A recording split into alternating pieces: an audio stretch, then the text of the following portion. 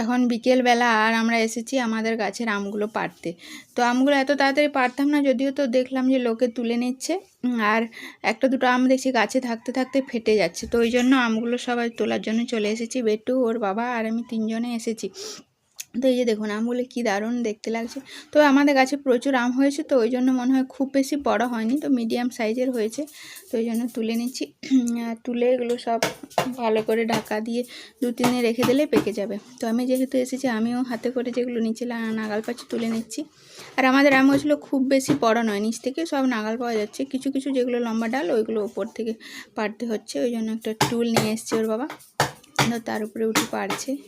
তো আমগুলো বেটু কুড়িয়ে কুড়িয়ে রাখছে, আমিও কুড়িয়ে কুড়িয়ে রাখছি। আর এত সুন্দর দেখতে লাগছে। আর ওর বাবা যে গাছের ডালের উপরে উঠে আছে, আমগুলো পারছে।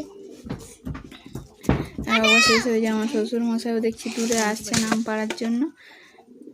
আর ওই যে এতগুলো পাড়া হয়েছে, এই ধামাটা ভর্তি করে নেবো এবার, তারপরে বাকিগুলো রেখে দেবো। কারণ একবারে অত পেড়ে নিলে অতগুলো পেকে গেলে খাওয়া যাবে না। আর কিছু কালকে যাবে আমার ননদের বাড়ি, তো ওই জন্য ওরা কিছুটা নিয়ে যাবে, তাই জন্য পেড়ে নিলে আমার কিছুটা আমাদের জন্য রাখা হবে। তারপর আস্তে আস্তে ওরকম বারবার পেড়ে পেড়ে যে আমার শ্বশুরমশাই ধরে আছেন টুলটা, আর ওর বাবা উঠেছে গাছের উপরে পারছে।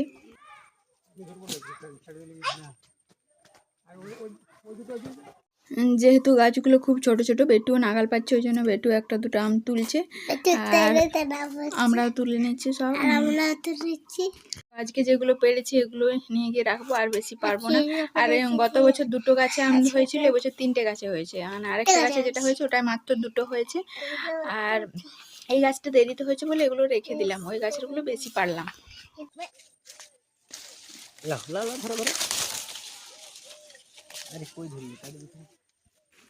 বেটু চোখ ছেড়ে লাগিয়ে যাবে।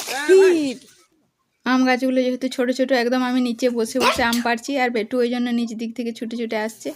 আর আমার শ্বশুরমশাইও অবশেষে গাছে হাত দিয়েছেন, উনিও তুলছেন। তো নিজেদের গাছ থেকে ফল তোলার মজাই আলাদা, ওই জন্য সবাই ফল তুলছে। আর আমরাকে দেখতে পেয়ে আমার শ্বশুরমশাই তার জন্য চলে এসেছেন আম পাড়ার জন্য। তো এই গাছের আম মাত্র 2-4টা পারলাম, কারণ এগুলো একটু দেরিতে হয়েছে, আর ওই গাছটা প্রথমে হয়েছিল। আর এই গাছটা হচ্ছে আসলে আমের আঁটি ফেলার গাছ। আর ওই যেটা আমগুলো আগে পারলাম, ওই গাছটা হচ্ছে যে কলমের চারা, ওটা কেনা গাছ। তো এই গাছটা ওই গত বছর থেকে ধরেছে, গত বছরও বেশি ধরেনি, কয়েকটা মাত্র ধরেছিল, আর এবছর প্রচুর হয়েছে। তো এই গাছ এই আমগুলো সেন্টটা খুব সুন্দর, কিন্তু খুব বড় হয় না, কিন্তু টেস্টি। যাই হোক, নিজেদের গাছের ফল যেরকমই হোক ভালো লাগে। তো আমাদের এক ধামা মতো হয়ে গেছে, তো এগুলো নিয়ে বাড়ি চলে যাব। আর আমার শ্বশুরমশাই দেখতে গেলেন যে আর কতগুলো আছে। তো চলুন বাড়ি যাই, বাড়িতে গিয়ে এগুলো পেটিতে করে ঢাকা দিয়ে রেখে দেবো।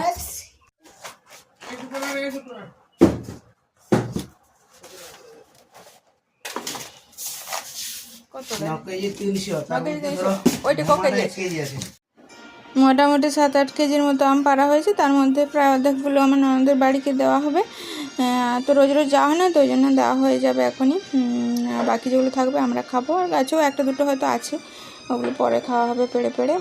তো বাকিগুলো আমরা পেটিতে ভরে নিচ্ছি। এবার 2-3 দিন পর এগুলো দেখবো সব পেকে গেছে, তো একটা একটা করে পেটিতে ভরে নিচ্ছে ওর বাবা, তারপর ঢাকা দিয়ে রেখে দেবো। তাহলে